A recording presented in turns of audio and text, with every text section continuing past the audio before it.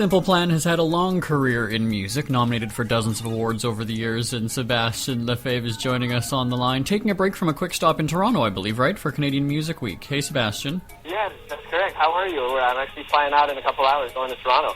Well, I've got to ask, because I always love it when Canadian acts make it big, but even better when we can educate our American listeners and say, you know they're Canadian, right? So thanks for chatting. How does that feel?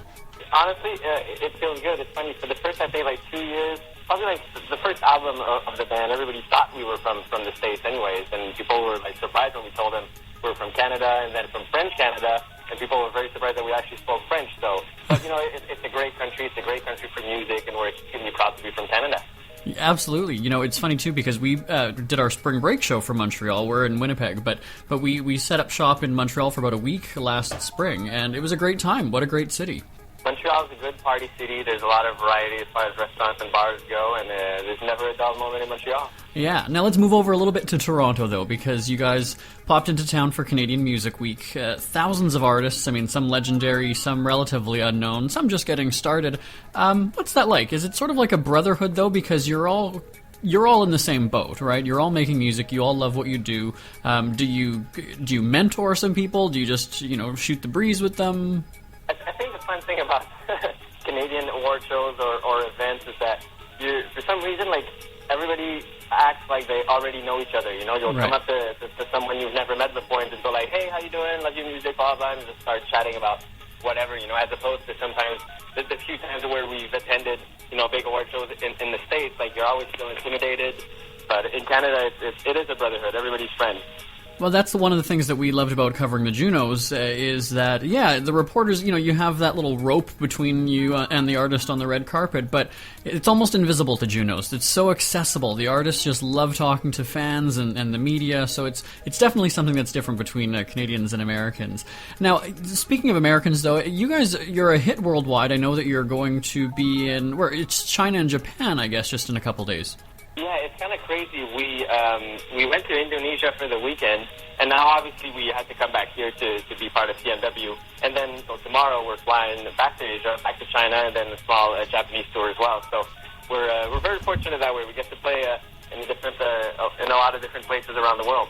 I love that. We flew to Indonesia for the weekend. It's just so casual, right? Like everybody else does it. Well, it's crazy because we actually broke it down, and we spent more time on the plane going there and coming back than actually there. So it was kind of weird. Tell me the best thing about touring and traveling. Well, the best thing is definitely, getting to play almost every night, getting to meet the fans, and obviously experimenting all the different cultures around the world. After 4 or 5 years of being in the band, I had already been a lot more places than my parents have in their whole lifetime, and it's been 11 years now since our first album came out, 11 years 2 days ago. And we just haven't, it's been nonstop, and it's been good. Now, see, just in that, what you just said brings up a whole bunch of questions for me, so I'll throw them all out there, and hopefully we can remember to get them answered. I can't even imagine, because there's some artists, one-hit wonder, done. You guys have quite, the longevity. You also mentioned the fans. I imagine fans are different overseas than they are here at your North American shows. So let's just talk about all that kind of stuff. First off, how have you guys survived this long? Well, hopefully the songs have something to do with it. Hopefully the fact that, we've managed to put out quality albums and that the fans respond to is definitely part of why we're still around. The fact that they can connect to the music and all that. But I think it's just that our general attitude towards the band, we always want to look to the future. We know that we're extremely lucky to be where we are. We know that it's rare, we're still the same 5 guys that started the band. It's still the same members, and 4 albums later, 11 years since the first one came out. I think that's rare nowadays. After 1 or 2 albums, at least one guy leaves, or maybe the band just stops. But and we know it's precious. So whenever we have issues, whenever we have things to talk about, we talk about them, we solve them, and we move on. We don't hold grudges, and we just carry on with the band. And we wouldn't want to disappoint all the fans around the world. So. Mm-hmm. There's so much more to talk about. We've got to get back to the music. We're going to have more with Sebastian from Simple Plan right after this. Talking with Sebastian from Simple Plan. Now, the group has been together, as you were saying in the last segment, 11 years. I want to ask, and you don't have to give specifics or names, but have you ever gone through a moment where somebody was wanting to leave and you guys had to, talk them back? How do you deal with something like that? Well, except from even before the band even made it, when we used to practice and rehearse in our basements before we made the first album. I think Jeff would quit every week. Oh, okay. We always managed to bring him back in, but no, I think if you put it back in perspective, we never came close to have someone leaving. Whenever we were going through a hard time as a band, if not as many people were coming to the shows for a few months because this one song wasn't as big of a hit on the radio or whatever, like, when we put it back into perspective, like, it's always been, like, the very end of touring cycles when everybody was really tired. So, like, when you're tired, like, things get blown out of proportion. So all we really needed to do was take a little, maybe a few weeks break, maybe a few months, and then get back on the road, and we were excited to play again. So what is the, earlier I asked you what the best thing is about traveling and touring. What's the worst then on the flip side? Is it just the exhaustion? Like, what's a bad thing about it? Honestly, that's probably it.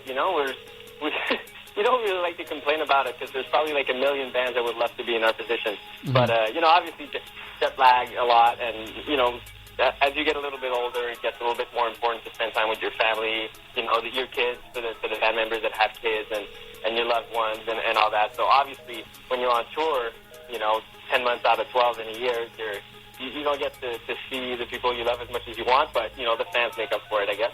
Well, let's talk about those fans again. So I touched on that before. Are the fans different? I know that they get pretty rowdy here in North America, but over in, let's say, Japan, China, how do they react and respond to your music? Well, it's very different, actually. The description you just named, China is not very used to having shows. It's only been a few years since bands started going there. The Chinese fans are very intense at the show, but I think as a culture in general, they're not used to showing emotion.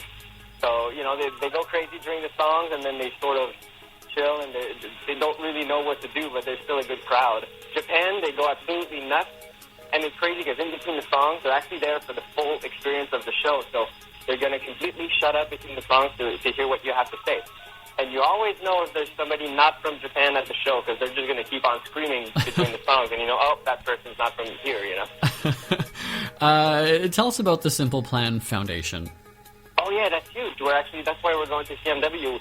We presented with the Alan Smith Award, and that's quite the honor for the foundation and for the band. It's something that we started in 2005, and we just, felt fortunate, and we were reading a lot of letters and from the fans, and they would come in after the show and telling us, your music has really helped us, has really helped me, get through tough times.